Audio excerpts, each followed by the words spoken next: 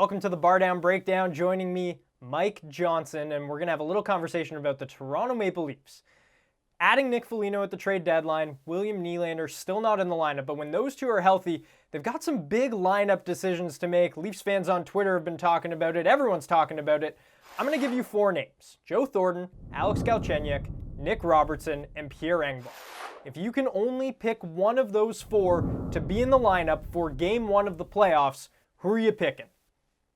This almost feels obvious to me, and I think it's Alex Galchenyuk. And I think you've heard from the words of Sheldon Keefe talking about how his development and how his being able to play in the top six changed the way the Toronto Maple Leafs approach the trade deadline and how they're going to construct their lines. And you don't say that and then not go and acquire a top six forward. And with all due respect to Nick Foligno, who's not really a top six forward anymore at this point in his career, Alex Galchenyuk kind of has to play in the top six for the Toronto Maple Leafs to set up their lines the way that Sheldon Keefe wants them to. So I think Galchenyuk will get the nod for Game 1, and it will be Robertson or Engvall, and maybe most surprisingly, Joe Thornton. And it pains me to say this for Jumbo, but I don't think Jumbo, who came here to play for Toronto, hometown team, in the playoffs, win a cup, all things that seem possible, I'm not sure he gets to participate in Game 1. He may play at some point, but I think it's Galchenyuk's going to get the nod. The other guys will be on the sideline.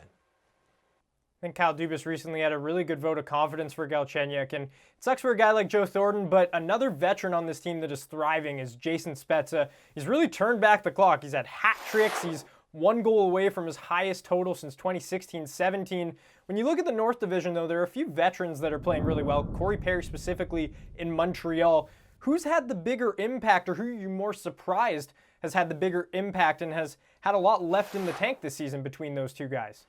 Well, Spezza's been the better player, but I'm not surprised he's been a better player. Even if you look last year, his points per minute played was really good, middle of the pack and kind of like a second or third line production level. So I'm not surprised that Spezza's still doing that. He's got a great spot and he understands the system and he's playing really well and skates well.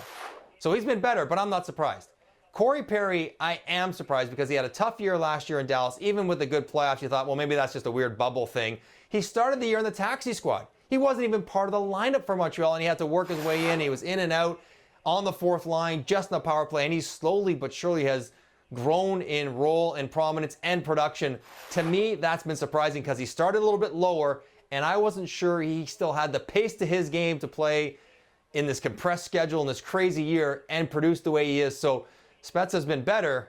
Corey Perry's been the bigger surprise. Shout out to a couple of other veterans in the North. Mike Smith, 39 years old, leading the Oilers to the playoffs. And Paul Stastny at 35. The North's got some good vets that are looking to win their first Stanley Cup.